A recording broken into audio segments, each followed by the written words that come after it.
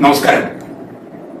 ഈ കൊറോണ എന്ന മാരകമായ വിപത്തിന്റെ പശ്ചാത്തലത്തിൽ ബഹുമാനായ നമ്മുടെ പ്രധാനമന്ത്രി ആത്മനിർഭർ ഭാരത്, സ്വയം പര്യാപ്ത ഭാരതം എന്നുള്ള കൺസെപ്റ്റിനെ അടിസ്ഥാനമാക്കി ചില പ്രഖ്യാപനങ്ങൾ നടത്തിയുണ്ടായി. ഞാൻ ആ വിഷയത്തിലേക്ക് കടക്കുന്നതിന് മുമ്പ് ശബരിമല പൂങ്കാവനത്തെ തകർക്കാൻ ശ്രമിക്കുകയും ശബരിമല വിശ്വാസികളുടെ ആചാരങ്ങളെയും അനുഷ്ഠാനങ്ങളെയും തകർക്കാൻ പിണറായി വിജയനോടൊപ്പം നിലപാടുകൾ സ്വീകരിച്ച് ശബരിമല പൂങ്കാവനത്തിലേക്ക് എത്തിയ രഹന ഫാത്തിമയെ BSNL പിരിച്ചുവിട്ടു എന്ന സന്തോഷകരമായ വാർത്ത അവർ തന്നെ ഫേസ്ബുക്കിലൂടെ ഇടുകയുണ്ടായി. ഞാൻ ഈ ലോകത്തെല്ലാ ഭാഗത്തുമുള്ള അയ്യപ്പ ഭക്തന്മാരോടൊപ്പം, ജഗദീശ്വരനോടൊപ്പം അയ്യപ്പന്റെ തൃപ്പാദങ്ങളിൽ പ്രണമിച്ചുകൊണ്ട് സന്തോഷത്തോടു കൂടി അത് നിങ്ങളെ അറിയിക്കാൻ വേണ്ടി ഞാൻ ഈ അവസരം ഉപയോഗിക്കുക. ഈ വിഷയത്തിലേക്ക് കടക്കുമ്പോൾ ബഹുമാനായ പ്രധാനമന്ത്രിയുടെ പ്രസംഗവും അതുപോലെ തന്നെ നമ്മുടെ ധനകാര്യമന്ത്രി ഇന്നലെയും ഇന്നുമായി നടത്തിയിട്ടുള്ള 2 ഘട്ടങ്ങളിലായിട്ടുള്ള പ്രഖ്യാപനങ്ങൾ, ബഹുമാനായ പ്രധാനമന്ത്രി സൂചിപ്പിച്ചത് സ്വയം പര്യാപ്തമായ ഭാരതമാണ്. ആ സ്വയം പര്യാപ്തമായ ഭാരതം ഭൂമി, അതുപോലെ തൊഴിൽ, ധനലഭ്യത, നമ്മുടെ രാജ്യത്തെ നിയമങ്ങൾ അതിനെ അടിസ്ഥാനപ്പെടുത്തി അല്ലെങ്കിൽ അതിനെ ആധാരമാക്കിക്കൊണ്ടാണ് ഒരു വികസനത്തിന്റെ പുതിയ മുഖം ഇന്ത്യ രാജ്യം തുറന്നിട്ടുള്ളത്. അതിനുവേണ്ടി സഹായകരമായ രീതിയിൽ ജൻധൻ അക്കൗണ്ടുകൾ, ആധാറുകൾ, മൊബൈലുകൾ എന്നിവ അടിസ്ഥാനപ്പെടുത്തി വളരെ വലിയ ആസൂത്രണത്തോടു കൂടി വളരെ പ്രഗത്ഭരായ ധനതത്വ ശാസ്ത്രജ്ഞന്മാരും പണ്ഡിതന്മാരും അതുപോലെ തന്നെ ഏതാണ്ട് 7-8 ഘട്ടങ്ങളിലായി ഇന്ത്യ രാജ്യത്തെ മുഖ്യമന്ത്രിമാർ ഉൾപ്പെടെയുള്ള ആളുകളുമായി വളരെ വിശദമായ വിശകലനം നടത്തുകയും അതിന്റെ അടിസ്ഥാനത്തിൽ ഈ കോവിഡിന് ശേഷമുള്ള ഭാരതം ലോകത്തിലെ ഏറ്റവും വലിയ രാഷ്ട്രമായി തീരണം, സ്വയം പര്യാപ്തമായ രാഷ്ട്രമായി തീരണം, ലോകത്തിന് മാതൃകയായി തീരണം എന്നുള്ളതിനെ അടിസ്ഥാനപ്പെടുത്തിയാണ് വിവിധമായ പ്രഖ്യാപനങ്ങൾ നടത്തിയിട്ടുള്ളത്. അതിന്റെ ഭാഗമായി ലോകത്തെ തന്നെ നടുക്കിക്കൊണ്ടാണ് ഏതാണ്ട് 20 ലക്ഷം കോടി രൂപയുടെ പാക്കേജാണ് ബഹുമാനായ പ്രധാനമന്ത്രി നമ്മുടെ രാജ്യത്തോട് പ്രഖ്യാപിച്ചത്. അതിന്റെ 1ാം ഘട്ട പ്രഖ്യാപനം ഇന്നലെ ധനകാര്യമന്ത്രി നടത്തി. ധനകാര്യമന്ത്രി അതിനെക്കുറിച്ച് ഒട്ടനവധി കാര്യങ്ങൾ സൂചിപ്പിക്കുകയുണ്ടായി. പ്രത്യേകിച്ച് പ്രാദേശികമായ ബ്രാൻഡ് ഉൽപ്പന്നങ്ങൾ, ആ പ്രാദേശികമായ ബ്രാൻഡ് ഉൽപ്പന്നങ്ങൾ നമ്മുടെ നാട്ടിൽ ഉൽപ്പാദിപ്പിക്കുന്ന സോപ്പ്, ചീപ്പ്, കണ്ണാടി ഒക്കെ ഉൾപ്പെടെയുള്ള ആ സാധന സാമഗ്രികൾ, നാടൻ സാധന സാമഗ്രികൾ ആഗോള വിപണിയിൽ എത്തിക്കുവാനുള്ള ഒരു ഉജ്ജ്വലമായ പ്ലാറ്റ്ഫോമാണ് ഈ പശ്ചാത്തലത്തിൽ നമ്മൾ ഒരുക്കാൻ വേണ്ടി പോകുന്നത്. ബഹുമാനായ പ്രധാനമന്ത്രി അതിന് ചുവട് വെച്ചുകൊണ്ട് ധനകാര്യമന്ത്രി സൂചിപ്പിക്കുകയുണ്ടായി. നമ്മുടെ PM ഗരീബി കല്യാൺ യോജനയുടെ ഭാഗമായി ഏതാണ്ട് 41 കോടി ആളുകൾക്ക് വിവിധ തലങ്ങളിലായി ആനുകൂല്യങ്ങൾ ലഭിക്കുകയുണ്ട്. 52,606 ബാങ്ക് അക്കൗണ്ടുകളിലായി. നമുക്കറിയാം, ജൻധൻ അക്കൗണ്ടുകൾ ഉണ്ടാക്കിയപ്പോൾ ഏറ്റവും ആദ്യം എതിർപ്പ് രേഖപ്പെടുത്തിയത് കേരളമാണ്. ഏറ്റവും ആദ്യം എതിർപ്പ് രേഖപ്പെടുത്തിയത് നമ്മുടെ ധനകാര്യമന്ത്രിയാണ്. അതിലേക്ക് ഞാൻ പിന്നീട് വരാം. 52,606 അക്കൗണ്ടുകളിലായി ഏതാണ്ട് 41 കോടി ജനങ്ങൾക്ക് ആനുകൂല്യങ്ങൾ കിട്ടുകയുണ്ടായി. നമ്മുടെ സംസ്ഥാനം ഉൾപ്പെടെയുള്ള പ്രദേശങ്ങളിലായി 71,000 മെട്രിക് ടൺ അരി ഈ കാലയളവിൽ അരിയും ഗോതമ്പുമായി വിതരണം ചെയ്തു. ചെറുകിട വ്യവസായങ്ങൾ, അതിന് വായ്പ, ആ വായ്പയായി ഇന്ത്യ ഗവൺമെന്റ് ശ്രീമതി നിർമ്മല സീതാരാമൻ പ്രഖ്യാപിച്ചിട്ടുള്ളത് 3 ലക്ഷം കോടി രൂപയാണ്. അതിന്റെ വായ്പ കാലാവധി 4 വർഷമാണ്. 4 വർഷമാണ്. ഈടുകൾ ആവശ്യമില്ല. അതിന്റെ കൂടുതൽ വിശദീകരണം കിടക്കാം. ഈ 1 വർഷം തിരിച്ചടവ് മൊറട്ടോറിയം പ്രഖ്യാപിച്ചിരിക്കുകയാണ്. 100 കോടി വരെയുള്ള വിറ്റുവരവുള്ള അല്ലെങ്കിൽ ബിസിനസ് ഉള്ള സ്ഥാപനങ്ങൾക്കും ഇത് ബാധകമാണ്. അങ്ങനെയുള്ള സംരംഭകർക്കും ഇതുവഴി ആനുകൂല്യങ്ങൾ ലഭിക്കും. അങ്ങനെ ഏതാണ്ട് 45 ലക്ഷത്തോളം വ്യവസായ സ്ഥാപനങ്ങൾക്ക് ഇതിന്റെ പ്രയോജനം കിട്ടും. ഒക്ടോബർ 31-ാം തീയതി വരെ ഈ വ്യവസായ സ്ഥാപനങ്ങളുമായി ബന്ധപ്പെട്ട ആളുകൾക്ക് ഇതിന് അപേക്ഷിക്കാൻ വേണ്ടി സാധിക്കും. അതിന്റെ ആനുകൂല്യങ്ങൾ ഉപയോഗപ്പെടുത്താൻ സാധിക്കും. തകർച്ച നേരിടുന്ന വ്യവസായ സ്ഥാപനങ്ങൾ, അതായത് നിർത്തിപ്പോകേണ്ട ഘട്ടം വരെ എത്തി നിൽക്കുന്ന വ്യവസായ സ്ഥാപനങ്ങൾ, ആ വ്യവസായ സ്ഥാപനങ്ങൾ പുനരേകീകരിക്കുന്നതിന് വേണ്ടി, അത് മുന്നോട്ട് കൊണ്ടുവരുന്നതിന് വേണ്ടി അവർക്ക് വേണ്ടി നീക്കിവെച്ചിട്ടുള്ളത് 20,000 കോടി രൂപയാണ്. നിർമ്മാണ ഭവന മേഖലകൾ, ആ മേഖലകളെ ഏകോപിപ്പിച്ചുകൊണ്ട് പുതിയ പദ്ധതിക്ക് രൂപം കൊടുക്കുകയാണ്. പുതിയ നമ്മുടെ രാജ്യത്തെ ഏതാണ്ട് 72.22 ലക്ഷം തൊഴിലാളികൾ, ആ തൊഴിലാളികളുടെ EPF എമൗണ്ട് വരാൻ പോകുന്ന 3 മാസത്തേക്ക് കേന്ദ്ര ഗവൺമെന്റ് അടയ്ക്കാൻ വേണ്ടി പോവുകയാണ്. 3 മാസത്തേക്കാണ് അടയ്ക്കുന്നത്. അത് ഏതാണ്ട് 3.6 ലക്ഷം സ്ഥാപനങ്ങൾ, അതിനുവേണ്ടി ഏതാണ്ട് 2500 കോടി രൂപ നമ്മുടെ സർക്കാർ മാറ്റി വെച്ചിരിക്കുന്നു. മികച്ച രീതിയിൽ പ്രവർത്തിക്കുന്ന സ്ഥാപനങ്ങൾ അവരുടെ ശേഷി വർദ്ധിപ്പിക്കുന്നതിന് വേണ്ടി നീക്കിവെച്ചിട്ടുള്ളത് 10,000 കോടി രൂപയാണ്. വൈദ്യുതി കമ്പനികളുടെ കുടിശ്ശിക തീർക്കുന്നതിന് വേണ്ടി മാറ്റിവെച്ചത് 90,000 കോടി രൂപയാണ്.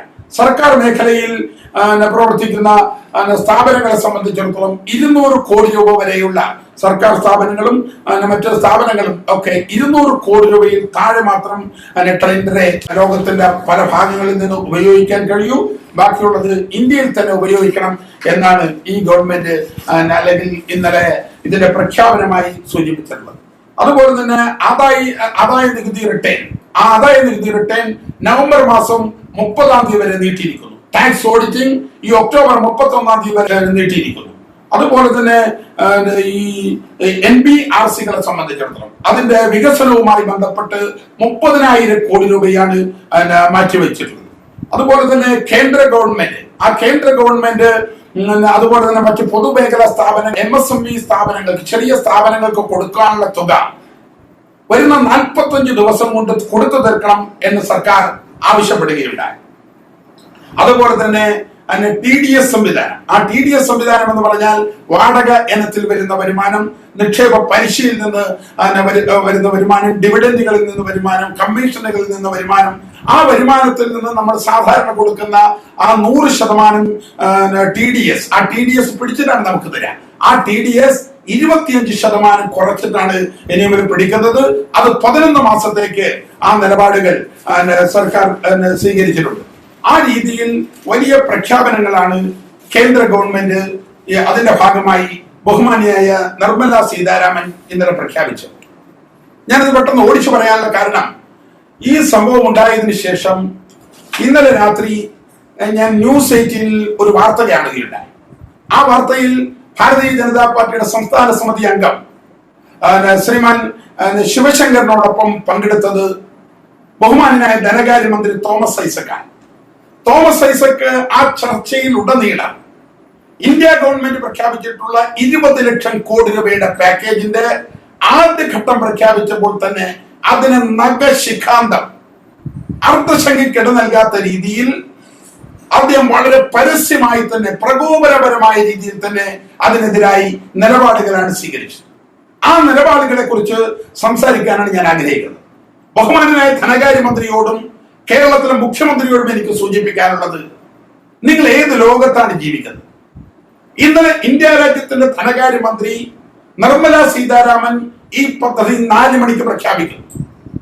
4 മണിക്ക് പ്രഖ്യാപിച്ച് മണിക്കൂറുകൾ കഴിയുന്നതിന് മുമ്പ് ഇന്ത്യയിലെ ഏറ്റവും വലിയ സംസ്ഥാനമായ UP, ആ UP മുഖ്യമന്ത്രി ഉന്നതന്മാരുമായി ചർച്ച നടത്തി ഈ MSME സംവിധാനത്തെ, അതിന്റെ ഈ ലോൺ സംവിധാനത്തെ എങ്ങനെ നമുക്ക് ഉപയോഗപ്പെടുത്തണം, എങ്ങനെ UPയെ കാര്യക്ഷമമാക്കണം. ആ തീരുമാനത്തിന്റെ അടിസ്ഥാനത്തിൽ UP ഗവൺമെന്റ് ഈ പ്രഖ്യാപനം വന്ന് മണിക്കൂറുകൾക്കകം ഓൺലൈനായി 36,000-ഓളം ബിസിനസ്സുകാർ, MSMEയിൽപ്പെട്ട 36,000-ഓളം ബിസിനസ്സുകാർക്ക് ലോൺ കൊടുക്കുന്നതിന് വേണ്ടിയുള്ള ഓൺലൈൻ പദ്ധതി അവിടെ പ്രഖ്യാപിച്ചു. അതും 24 മണിക്കൂർ കൊണ്ട് തീരുമെന്നാണ്. ഇന്ന് രാത്രിയോടുകൂടി ഏതാണ്ട് 36,000-ഓളം ആളുകൾക്ക് ഓൺലൈനിലായി ഇത് ലഭിക്കുവാനുള്ള സാഹചര്യം ഉണ്ടാകുന്നു. നമ്മുടെ കേരളത്തിലെ ധനകാര്യമന്ത്രി എന്താ പറഞ്ഞ്, ആരും ലോണൊന്നും കൊടുക്കാൻ പോകുന്നില്ല എന്നാണ്. അത് സൂചിപ്പിക്കുമ്പോ എനിക്ക് പറയാനുള്ളത്, ഈ MSME സംവിധാനത്തെ സംബന്ധിച്ചിടത്തോളം ഇന്ത്യ ഗവൺമെന്റ് ജിം എന്ന് പറയുന്ന ഒരു പദ്ധതി ഉണ്ടാക്കിയിട്ടുണ്ട്. അത് ഗവൺമെന്റ് മാർക്കറ്റിംഗ് പ്ലേസ് എന്നാണ് അതിന്റെ പേര്. ഗവൺമെന്റ് മാർക്കറ്റിംഗ് പ്ലേസ് ആണ്. ആ ജിം എന്ന് പറയുന്ന ഈ സംവിധാനം ഇപ്പൊ നമ്മുടെ നാട്ടിൽ ഒരാൾ ഫർണിച്ചർ ഉൽപ്പാദിപ്പിച്ചു കഴിഞ്ഞാൽ ആ ഫർണിച്ചർ ഗോദ്രേജിന്റെ ഫർണിച്ചറുമായി താരതമ്യം ചെയ്യുമ്പോൾ അതിന്റെ അതേ നിലവാരമുണ്ട് എങ്കിൽ ബ്രാൻഡഡ് അല്ലാത്ത നമ്മുടെ നാട്ടിൽ ഉൽപ്പാദിപ്പിക്കുന്ന MSMEയിൽ ഉൽപ്പാദിപ്പിക്കുന്ന ആ ഫർണിച്ചർക്ക് മാർക്കറ്റിൽ പോകാം. ആ മാർക്കറ്റ് സ്വാഭാവികമായി ഗവൺമെന്റ് വാങ്ങും. അതിന്റെ സംവിധാനം എന്നാണെന്ന് സൂചിപ്പിച്ചു കഴിഞ്ഞാൽ, നമ്മുടെ രാജ്യത്തിന്റെ സംവിധാനം അടിസ്ഥാനത്തിൽ എല്ലാ ഗവൺമെന്റ് സ്ഥാപനങ്ങളും എല്ലാ പൊതുമേഖലാ സ്ഥാപനങ്ങളും അവർ വാങ്ങുന്ന പ്രൊഡക്റ്റുകളിൽ ഏറ്റവും കുറഞ്ഞത് 30% ഈ MSMEയിൽ നിന്ന് വാങ്ങണമെന്നാണ് നിയമം. ആ നിയമം ലംഘിച്ചിട്ടുള്ള ഏക സംസ്ഥാനം കേരളമാണ്.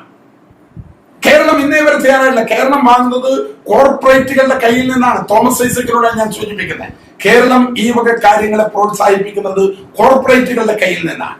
ഇന്ത്യ ഗവൺമെന്റ് എടുത്ത നിലപാട് കുത്തകകൾക്കെതിരായിട്ടുള്ള നിലപാടാണ്. അവിടെയാണ് നമ്മൾ പരിശോധിക്കേണ്ടത്. ഇന്നലെ ഉണ്ടായിട്ടുള്ള പ്രഖ്യാപനം എന്ന് പറഞ്ഞാൽ ഒരു വലിയ പ്രഖ്യാപനമാണ്, വലിയ റവല്യൂഷനാണ് രാജ്യത്തുണ്ടായിട്ടുള്ളത്. കുത്തകകളിൽ നിന്ന് രാജ്യത്തെ മോചിപ്പിക്കുകയാണ്. കാരണം ഇന്ത്യ രാജ്യത്തിന്റെ ഇൻഡസ്ട്രിയൽ ബെൽറ്റിന്റെ സമ്പൂർണമായ നിയന്ത്രണം 7% വരുന്ന വൻകിട കുത്തകക്കാരുടെ കയ്യിലാണ്. ആ വൻകിട കുത്തകക്കാരുടെ കയ്യിൽ നിന്ന് ഇന്ത്യൻ എക്കണോമി MSME വഴി സാധാരണക്കാരിലേക്ക് വരികയാണ്. വലിയ ഒരു മാറ്റമാണ്. അപ്പൊ നമുക്കറിയാം, സാധാരണഗതിയിൽ മാർക്കറ്റിംഗ് സംവിധാനങ്ങൾ ഇപ്പോ വെർച്വൽ ആയിട്ടുള്ള ഓഫീസുകൾ വരാൻ പാടി. ഏതായാലും കുറെ കാലത്തേക്ക് ഈ കൊറോണയുമായി ബന്ധപ്പെട്ട സംവിധാനം നിലനിൽക്കുന്ന സാഹചര്യങ്ങളിൽ വെർച്വൽ ഓഫീസുകൾ വരും. അങ്ങനെ ആ വെർച്വൽ ഓഫീസുകൾ വരുമ്പോ കോം സംവിധാനങ്ങൾ ഉപയോഗപ്പെടുത്താൻ സാധിക്കും, ഓൺലൈൻ സംവിധാനങ്ങൾ ഉപയോഗപ്പെടുത്താൻ സാധിക്കും. ആ സംവിധാനങ്ങൾ വഴിയാണ് മാർക്കറ്റിൽ മത്സരം നടക്കുന്നത്. അപ്പോൾ റിലയൻസ് പോലുള്ള കുത്തക കമ്പനികളുമായി സാധാരണ MSMEക്കാരന് മത്സരിക്കുവാനുള്ള സാഹചര്യം ഉണ്ടാകും. നമുക്കറിയാം, നമ്മുടെ സ്റ്റാർട്ടപ്പുകൾ പരിശോധിച്ചാൽ മനസ്സിലാകും. നമ്മുടെ സ്റ്റാർട്ടപ്പുകളിൽ ഏതാണ്ട് 81% സ്ത്രീകളാണ്. ഞാനിത് പരിശോധിച്ച സമയത്ത് നമ്മുടെ മുദ്രാ ബാങ്ക് ലോൺ കിട്ടിയ ആളുകളെ നോക്കി. 10.24 ലക്ഷം കോടി രൂപ 20.84 കോടി ആളുകളിലായി മുദ്രാ ബാങ്കിന്റെ വിവിധ ലോണുകളിൽ എത്തിയിട്ടുണ്ട്. സ്റ്റാർട്ടപ്പുകളിൽ 81% സ്ത്രീകളാണ്. അപ്പൊ നമ്മുടെ MSME സംവിധാനത്തിന് വേണ്ടി ഇന്ത്യ ഗവൺമെന്റ് ഒരു ഭാരിച്ച തുക മാറ്റിവെക്കുമ്പോൾ അത് ഏറ്റവും കൂടുതൽ ഗുണം കിട്ടുന്നത് ഈ സാധാരണ ആളുകളിലാണ്. നമ്മൾ എപ്പോഴും നേരത്തെ പ്രഖ്യാപനം നടത്തിയിട്ടുള്ളത് മികച്ച തൊഴിലാളികൾ ഉണ്ടാകണമെന്ന്. ആ മികച്ച തൊഴിലാളിയെ പോലെ തന്നെ ഇന്ത്യ ഗവൺമെന്റ് നിർമ്മല സീതാരാമൻ പ്രഖ്യാപിച്ചിട്ടുള്ളത് മികച്ച സംരംഭകർ കൂടി ഉണ്ടാകണമെന്നാണ്. മികച്ച സംരംഭകർ കൂടി ഉണ്ടാകണമെന്നുള്ള പ്രഖ്യാപനമാണ് ഇതിനകത്തുണ്ടായത്. ഇതിന്റെ ഏറ്റവും വലിയ പ്രത്യേകത, ഈ MSMEയെ കേരളം നിരാകരിക്കുന്നു എന്ന് ഞാൻ സൂചിപ്പിച്ച ഘട്ടത്തിൽ നാം അടിവരയിട്ട് മനസ്സിലാക്കേണ്ടത്, ഞാൻ നേരത്തെ സൂചിപ്പിച്ച പോലെ ഒരേ സ്വഭാവമുള്ള ഒരേ ഉൽപാദന സംവിധാനത്തിൽ പുറത്തിറങ്ങുന്ന രണ്ട് സാധനങ്ങൾ. ഇപ്പൊ മേശ തന്നെയാണെന്ന് വിചാരിക്കാം. ആ മേശ ഇറങ്ങുമ്പോൾ ഒരു MSMEക്കാരന്റെ മേശ ഇതേ വിലയിൽ ഇതേ ഗുണനിലവാരത്തിൽ ലഭിക്കുമെങ്കിൽ അത് വിത്തൗട്ട് ടെൻഡറിൽ സ്വീകരിക്കാമെന്നാണ് നിയമം. നിങ്ങൾ മനസ്സിലാക്കേണ്ടതാണ്, ഇന്ത്യയിലെ കുത്തക കമ്പനികളോട് പ്രാദേശികമായി നമ്മുടെ നാട്ടിൻപുറത്തുള്ള MSMEക്കാരന് മത്സരിക്കാൻ കഴിയും. വിത്തൗട്ട് ടെൻഡറിൽ അവന്റെ സാധനം പർച്ചേസ് ചെയ്യും. അത് നടക്കാത്ത ഏക സംസ്ഥാനമാണ് മിസ്റ്റർ തോമസ് ഐസക് കേരളം. ഇവിടെ കേരളത്തിൽ നടക്കുന്നില്ല. താങ്കൾ എന്താ പറയുന്നത്? താങ്കൾ പറയുന്നത് ഈ ലോൺ കിട്ടില്ല എന്നാണ്. ഞാൻ താങ്കളോട് സൂചിപ്പിക്കാൻ ആഗ്രഹിക്കുന്നത്, ഇന്നലെ ബഹുമാനിയായ നിർമ്മല സീതാരാമൻ പ്രഖ്യാപിച്ച MSMEയുമായി ബന്ധപ്പെട്ട സ്പെഷ്യൽ പാക്കേജുകളിൽ അങ്ങനെ ഞാൻ ഓർമ്മപ്പെടുത്തുന്നു, ഒരു ടെൻഡർ ഒരു MSMEക്കാരന് കിട്ടിക്കഴിഞ്ഞാൽ ആ ടെൻഡർ മാത്രം മതി അയാൾക്ക് ലോൺ കിട്ടാൻ. ആ ടെൻഡർ ഉണ്ടെങ്കിൽ അയാൾക്ക് ലോൺ കിട്ടും. വേറെ ഒരു രേഖകൾ ആവശ്യമില്ല. സിബിൽ പ്രശ്നമല്ല. അത് അടിവരയിട്ട് ഞാൻ തോമസ് ഐസക്കിനോട് സൂചിപ്പിക്കുകയാണ്, സിബിൽ ബാധകമല്ല. ആ ടെൻഡർ വെച്ച് അയാൾക്ക് പുതിയ സംവിധാനങ്ങൾ ഉണ്ടാക്കാൻ വേണ്ടി സാധിക്കും. എന്തുകൊണ്ട് കേരളത്തിൽ താങ്കൾ കൊടുക്കുന്നില്ല? താങ്കൾ കുത്തക മുതലാളിമാരുടെ കൂടെ ആയതുകൊണ്ടല്ലേ? സാധാരണക്കാരന്റെ കൂടെയാണെങ്കിൽ എന്തുകൊണ്ട് ഇതിന് അനുവാദം കൊടുക്കുമായിരുന്നു? നമുക്കറിയാം, നമ്മുടെ രാജ്യത്ത് സ്റ്റാർട്ടപ്പുകൾ വരുമ്പോ ആ സ്റ്റാർട്ടപ്പുകളിൽ 3 വർഷം ടാക്സ് ഇല്ല. സാധാരണക്കാരന്റെ സംരംഭമാണ്. 3 വർഷം ടാക്സ് ഇല്ല, 3 വർഷം ലേബർ പ്രോബ്ലംസ് ഇല്ല, 3 വർഷം യാതൊരു ചെക്കിങ്ങും ഇല്ല. അപ്പൊ സാധാരണ ഒരു സംരംഭകരെ സംബന്ധിച്ചിടത്തോളം, നാട്ടിൻപുറത്ത് അഭ്യസ്തവിദ്യനായ ഒരു സംരംഭകരെ സംബന്ധിച്ചിടത്തോളം, ആ സംരംഭകന് ജീവിത നിലവാരം ഉയർത്താൻ കഴിയുന്ന ഒരു പദ്ധതിയെ നിരാകരിച്ചിട്ടുള്ള സംസ്ഥാനമാണ് കേരളം. അതുകൊണ്ടാണ് താങ്കൾ നിർമ്മല സീതാരാമൻ 3 ലക്ഷം കോടി രൂപ MSMEക്ക് വേണ്ടി മാറ്റിവെക്കുമ്പോൾ താങ്കൾ പറയുന്നത് ഇത് ആര് കൊടുക്കുമെന്ന് പറയാനുള്ള ഇതിന്റെ കാരണം അതാണ് എന്നാണ് ഞാൻ മനസ്സിലാക്കുന്നത്. അതുകൊണ്ട് തന്നെ എനിക്ക് സൂചിപ്പിക്കാനുള്ളത് ഇത് ഈ രാജ്യത്തുണ്ടായിട്ടുള്ള ഒരു വലിയ പരിവർത്തനത്തിന്റെ ഭാഗമാണ്. തീർച്ചയായും അതിനെക്കുറിച്ചൊരു ചർച്ചയ്ക്ക് ഞങ്ങൾ തയ്യാറാണ്. അത് രാജ്യത്ത് ഒരു വലിയ മാറ്റമുണ്ടാകും. കുത്തകകളിൽ നിന്നുള്ള ബൂർഷ്വാ വർഗത്തിൽപ്പെട്ട ആളുകൾ ഇന്ത്യയിലെ 7 കോർപ്പറേറ്റ് രാജാക്കന്മാരിൽ നിന്ന് ജനങ്ങളിലേക്ക് ഒരു വലിയ സംവിധാനം വരുന്നു എന്നുള്ള സൂചനയാണ് ഇന്നലെ വിവിധ തലങ്ങളിലായി നിർമ്മലാ സീതാരാമൻ പ്രഖ്യാപിച്ചിട്ടുള്ള ഈ സാമ്പത്തിക പാക്കേജിന്റെ ഒന്നാം ഘട്ടം. ഇന്ന് നിർമ്മലാ സീതാരാമൻ പ്രഖ്യാപിച്ചിട്ടുള്ളത് നമ്മൾ കണ്ടു. കുടിയേറ്റ തൊഴിലാളികൾ, തെരുവോര കച്ചവടക്കാർ, നമുക്കറിയാം നമ്മുടെ തട്ടുകട നടത്തുന്ന ആളുകൾ, ചെറിയ ചെറിയ കച്ചവടം നടത്തുന്ന ആളുകൾ, തെരുവോരത്ത് മത്സ്യം വിൽക്കുന്ന ആളുകൾ, ചെറുകിട കച്ചവടക്കാരായ ആളുകൾ, ചെറുകിട കർഷകന്മാരായ ആളുകൾ, അവരൊക്കെ മുന്നിൽ കണ്ടുകൊണ്ടാണ് ഒരു പാക്കേജിന് ഇന്ത്യ ഗവൺമെന്റ് രൂപം കൊടുത്തിട്ടുള്ളത്. ഇപ്പൊ ചെറുകിട കർഷകന്മാർക്ക് വേണ്ടി ആ ചെറുകിട കർഷകന്മാർ ഏതാണ്ട് 3 കോടി കർഷകന്മാർക്ക് 4 ലക്ഷം കോടി രൂപ ഈ കഴിഞ്ഞ ഈ മാർച്ച് ഏപ്രിൽ മാസങ്ങളിലായി കിട്ടുകയുണ്ടായി. അതിനെ സംബന്ധിച്ചിടത്തോളം നേരത്തെ 3 മാസത്തെ അവരുടെ പലിശയാണ് ഇളവ് കൊടുത്തിരുന്നത്. ഇപ്പൊ ഈ പുതിയ സംവിധാനത്തിന്റെ ഭാഗമായി ആ പലിശ, ആ മൊറട്ടോറിയം ഏതാണ്ട് അങ്ങനെ നീണ്ട് 2020 മാർച്ച് മാസം 31-ാം തീയതി വരെ അവരുടെ പലിശയിൽ മൊറട്ടോറിയം ഉണ്ടാക്കുകയാണ്. ഇന്നലെ ഏറ്റവും കൂടുതൽ തോമസ് ഐസക് വാശി പിടിച്ചത് പലിശയുടെ കാര്യത്തിലാണ്. അതുകൊണ്ട് ഞാൻ സൂചിപ്പിക്കുന്നത് 2020 മെയ് മാസം 31-ാം തീയതി വരെ അതിന്റെ പലിശ നീട്ടിക്കൊടുക്കുകയാണ്. പിന്നെ നമുക്കറിയാം കേരളത്തിൽ 28,60,000-ഓളം ആളുകൾക്ക് കിസാൻ സമ്മാൻ പദ്ധതിയുടെ ഭാഗമായി 2000 ലഭിക്കുകയുണ്ടായി. അവരിൽ ബഹുഭൂരിപക്ഷം വരുന്ന ആളുകൾ 1,60,000 രൂപ വരെ 4% പലിശയ്ക്ക് ലഭിക്കുന്ന കിസാൻ ക്രെഡിറ്റ് കാർഡിന് അർഹരാണ്. 3 ലക്ഷം രൂപ വരെ ജാമ്യവ്യവസ്ഥയിലുള്ള കിസാൻ ക്രെഡിറ്റ് കാർഡുകൾക്ക് അർഹതയാണ്. ഇന്ന് ബഹുമാനിയായ നിർമ്മലാ സീതാരാമൻ പ്രഖ്യാപിക്കുകയുണ്ടായി 20 ലക്ഷത്തോളം ആളുകൾക്ക് പുതിയതായി കിസാൻ ക്രെഡിറ്റ് കാർഡ് കൊടുക്കും. അതിനുവേണ്ടി ഗവൺമെന്റ് നീക്കിവെച്ചിട്ടുള്ളത് 25,000 കോടി രൂപയാണ്. 25,000 കോടി രൂപ അതിനുവേണ്ടി മാറ്റിവെച്ചിരിക്കും. അതുപോലെ തന്നെ ഈ കാർഷിക മേഖലയെ സംബന്ധിച്ചിടത്തോളം ഈ മാർച്ച് ഏപ്രിൽ മാസങ്ങളിലായി ഇന്ത്യ ഗവൺമെന്റ് നീക്കിവെച്ചത് 86,600 കോടി രൂപയായിരുന്നു. അത് 60 ലക്ഷത്തോളം വായ്പകൾ ഉണ്ടായി. അത് നമ്മുടെ സഹകരണ ബാങ്കുകൾ, ഗ്രാമീൺ ബാങ്കുകൾ ഇവരൊക്കെ വഴിയാണ് നമ്മൾ കൊടുത്തിട്ടുള്ളത്. ഇനി അവരെ സംബന്ധിച്ചിടത്തോളം അവർക്ക് പുതിയതായി 29,500 കോടി രൂപ കൂടി പുതിയ വായ്പകൾക്ക് വേണ്ടി കൊടുക്കുകയാണ്. അതുപോലെ തന്നെ 2020 നമ്മുടെ ഗ്രാമീൺ ഇൻഫ്രാസ്ട്രക്ചറിന്റെ ഡെവലപ്മെന്റിന് വേണ്ടി വേണ്ടി 2020 മാർച്ച് മുതൽ ഏതാണ്ട് 4,200 കോടി രൂപ അതിനുവേണ്ടി നമ്മൾ മാറ്റിവെച്ചിട്ടുണ്ട്. 4,200 കോടി രൂപ ഈ കഴിഞ്ഞ കാലയളവിൽ കൊടുത്തിട്ടുണ്ട്. അതുപോലെ തന്നെ നമ്മുടെ സംസ്ഥാന സർക്കാർ കാർഷിക ഉൽപ്പന്നങ്ങൾ വാങ്ങുന്നതിന് വേണ്ടി അവർക്ക് 6,700 കോടി രൂപ നേരത്തെ നമ്മുടെ ഗവൺമെന്റ് കൊടുത്തിരുന്നു. നമുക്കറിയാം 5 കോടി മാസ്കുകൾ, ഏതാണ്ട് 1,01.20 ലക്ഷം സാനിറ്റേഷൻ സംവിധാനങ്ങൾ, ഇതൊക്കെ ഉത്പാദിപ്പിച്ചിട്ടുള്ള സ്വയം സഹകരണ സംഘങ്ങളെ കേന്ദ്ര ഗവൺമെന്റ് സഹായിച്ചിട്ടുണ്ട്. ഏറ്റവും സന്തോഷകരമായ സൂചന, ഈ 2020 ഏതാണ്ട് 7,200 പുതിയ സ്വയം സഹായ സഹകരണ സംഘങ്ങൾ ഉണ്ടായി എന്നുള്ളതാണ് ഏറ്റവും പ്രധാനപ്പെട്ട പ്രത്യേകത. നമ്മുടെ കുടിയേറ്റ തൊഴിലാളികളെ സംബന്ധിച്ചിടത്തോളം ആ കുടിയേറ്റ തൊഴിലാളികളെ നമ്മുടെ നിർമ്മാണ പ്രവർത്തനത്തിന്റെ അല്ലെങ്കിൽ തൊഴിലുറപ്പ് പദ്ധതിയുടെ ഭാഗമാക്കുന്നു.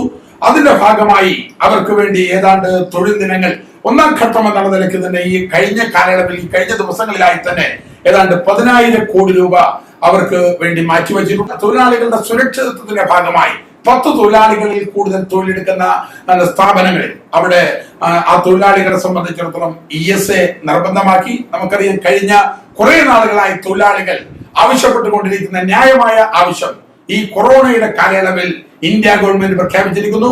10-ൽ കൂടുതൽ തൊഴിലാളികളുടെ സ്ഥാപനങ്ങൾക്ക് ESA മിനിമം വേതനം ഈ സംവിധാനത്തിന്റെ അടിസ്ഥാനപ്പെടുത്തി നിയമ ഭേദഗതി കൊണ്ടുവരുന്ന സംവിധാനം പ്രഖ്യാപിക്കുകയുണ്ടായി.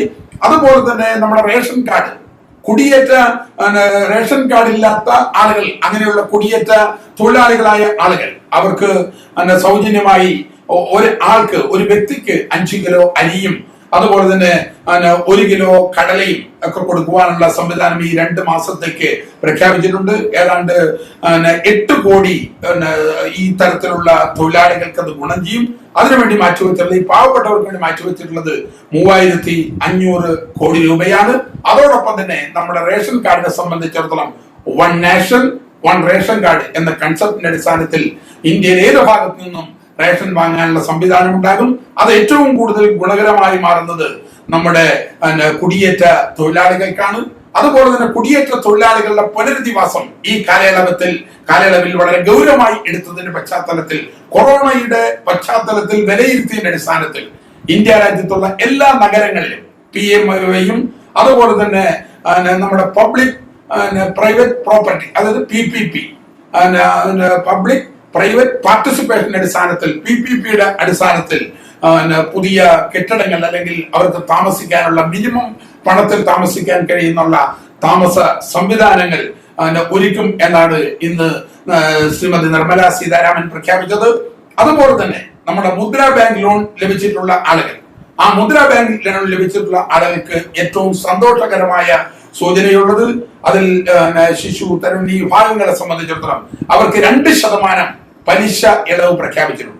ആ 2% പലിശ ഇളവ് എന്ന് പറഞ്ഞാൽ ഏതാണ്ട് 3 കോടി ആളുകൾക്ക് കിട്ടും. 1500 കോടി രൂപ അതിന് വക ഇരുത്തിയിട്ടുണ്ട്. അത് 11 മാസമാണ്. അപ്പൊ കൊറോണയുടെ കാലയളവ് കഴിഞ്ഞാലും അത് കിട്ടുന്നു എന്നുള്ളത് കൊണ്ട് തന്നെ ഞാൻ മനസ്സിലാക്കുന്നത് ഏതാണ്ട് ഈ കാലയളവിൽ സമ്പൂർണമായി പലിശരഹിത സംവിധാനങ്ങൾ അവർക്ക് ഉപയോഗപ്പെടുത്താൻ വേണ്ടി കഴിയും.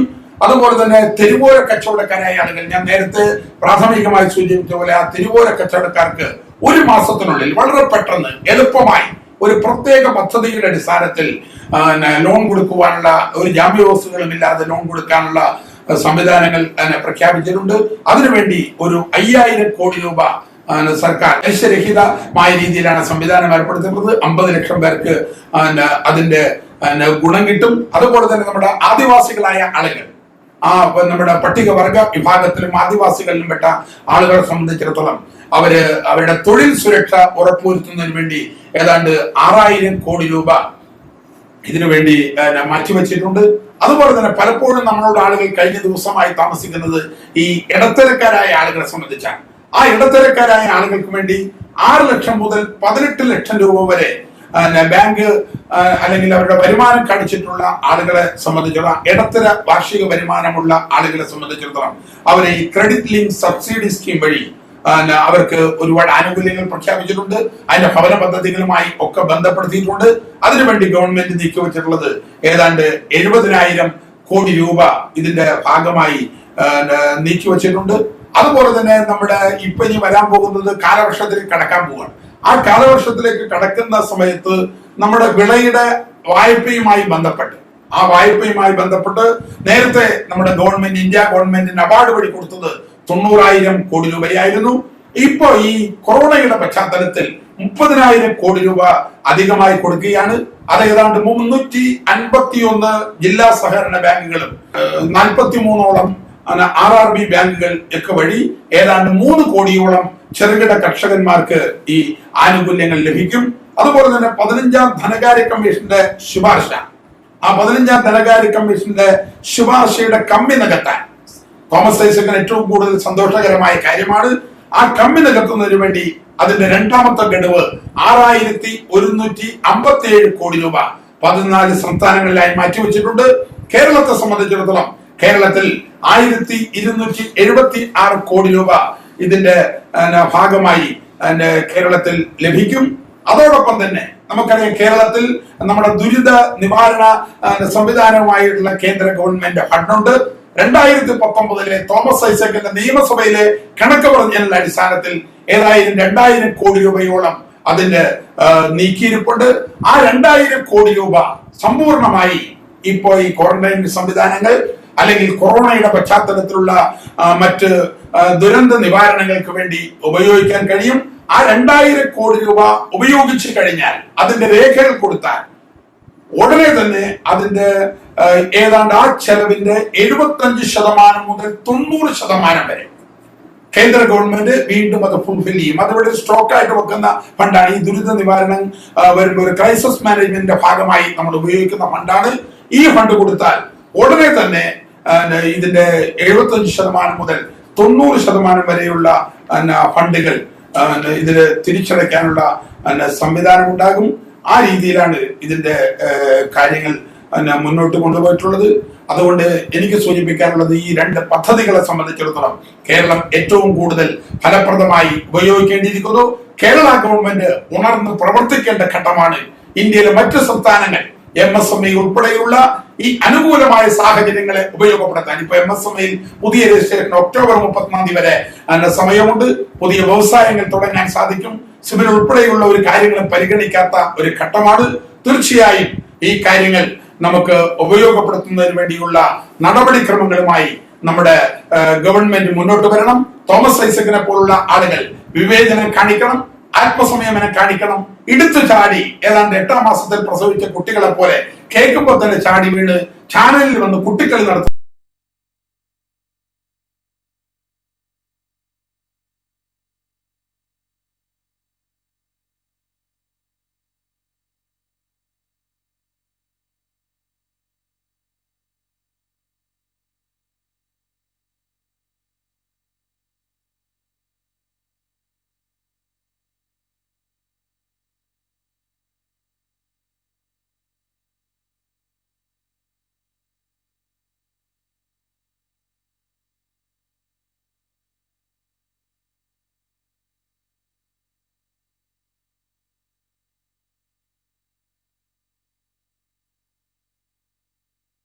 ഈ വീഡിയോ നിങ്ങൾക്ക് ഇഷ്ടമായെങ്കിൽ ലൈക്ക് ചെയ്ത് സബ്സ്ക്രൈബ് ചെയ്യുക. ഏറ്റവും പുതിയ അപ്ഡേറ്റുകൾക്കായി ബെൽ ബട്ടൺ അമർത്തുക.